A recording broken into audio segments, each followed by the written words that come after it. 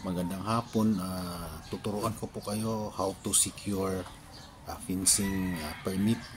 Una-una, kukuha po tayo ng form sa munisipyo or city kung saan i-construct yung fence.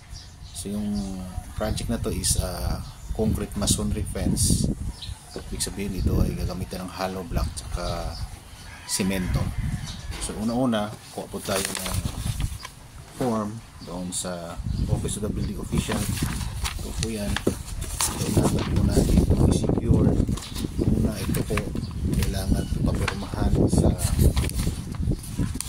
professional or sa isang licensed civil engineer. Ito po. So, papirmahan po doon. Dito, at saka nakasilyo po ito. Nakasilyo po yan. Po. Pangalawa, magsisecure din po tayo na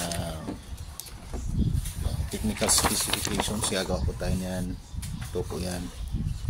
Ito yung pangalawang requirements. Yung technical specifications niya. So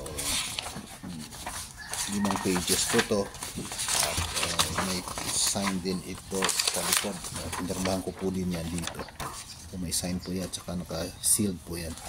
Ito yung pangalawa. And pangatlo po ay ito pong estimate, yung cost estimate mo ng project. Set po sa mga requirements. Yan, pinirmahan ko din po yan. Naka-sealed din po yan. So ito po yan. Yan. Yan po ang mga attachment, mga documents na i-attach sa for processing the fencing permit. Kailangan din po ng plans. Ito po yung site development plan niya. Ito po siya, site development plan. Ayan po yung vicinity map kung saan yung location na itatayo at yung perspective. Yan ang perspective ng fence. Yan yung lot description ng lupa. Ito po. And sign and seal po din yan. So naka-sign and seal po yan. Yan, ito yung unang page. Yung pangalawang page, ito po yung structural plan.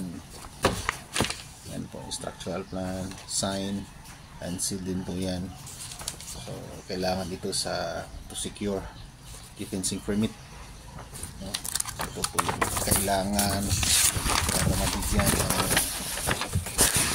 ng permit para sa construction ng fence. So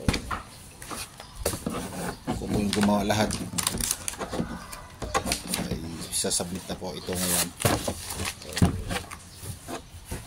Anong araw pwede na po sa i-submit, complete na po siya. Gumagawa din po kami ng building permit. Hindi lang po kami gumagawa ng fencing permit, lahat ng residential, commercial gumagawa din po kami. ACC, nag-assess po din po tayo permit. So dito na lang po. Salamat.